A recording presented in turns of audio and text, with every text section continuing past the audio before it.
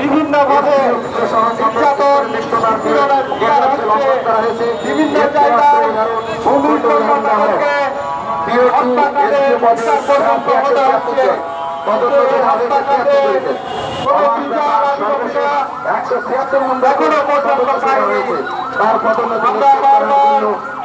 বিভিন্ন জায়গায় তার পদোন্নতি উদ্দেশ্য জানা গেছে কমিশন গঠন করে এই সর্বশেষ আদিবাসীদের আংশিক স্বীকৃতি প্রদানের মাধ্যমে 2 তারিখ 16 জানুয়ারি 2025 আদিবাসী জনগোষ্ঠীদের মৌলিক অধিকার, মানবাধিকার এবং ভূমির অধিকার, এই সাথে দেশের অন্যান্য 8 ফেব্রুয়ারি নাগরিকের মতো যাতে সম অধিকার অথবা সুবিধা ভোগ করতে পারে এই জন্য বারবার উত্তীর্ণ না হলেও পরীক্ষালয়ের জন্য বরাদ্দকৃত ব্যাংকের সার্কুলার মোতাবেক প্রদানের ক্ষেত্রে মাঠ প্রদানের সময় উদ্দেশ্য প্রণোদিত কারণে উপরে বর্ণিত নির্দেশনা প্রদান করা হয়নি বলে তথ্য রয়েছে।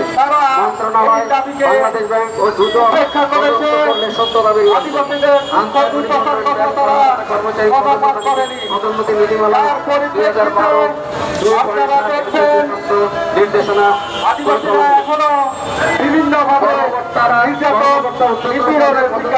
ব্যাংকের পর্যায়ের কাজে অন্তত আদিবাসী দিবসে ঊর্ধ্বতন আজকের এই সমাবেশে এবং সরকারের কাছে দাবি জানাতে চাই আদিবাসীদের যাতে সাংবিধানিক স্বীকৃতি প্রদান করা হয়। উত্তরবঙ্গের আদিবাসীদের ঢাকায়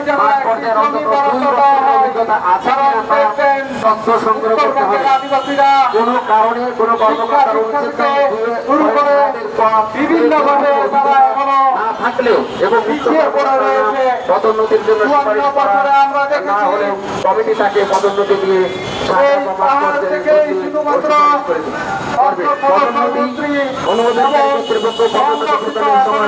সুপারিশ বাস্তবায়ন করবে। 2025 তারিখের কর্মী সংক্রান্ত ঘোষণাপত্র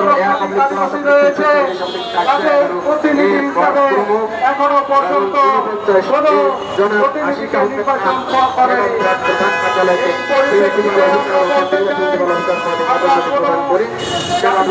প্রধান কার্যালয়ে করা হয়েছে। জনাব আশিক আহমেদ খান এর চাকরি সিদ্ধান্ত থেকে শাখা ব্যবস্থাপক হিসেবে বা মাঠ পর্যায়ে 2 বছরের অভিজ্ঞতা তার নাই, তথাপি তাকে পদোন্নতি দেওয়া হয়েছে। ধন্যবাদ। আবার পদোন্নতি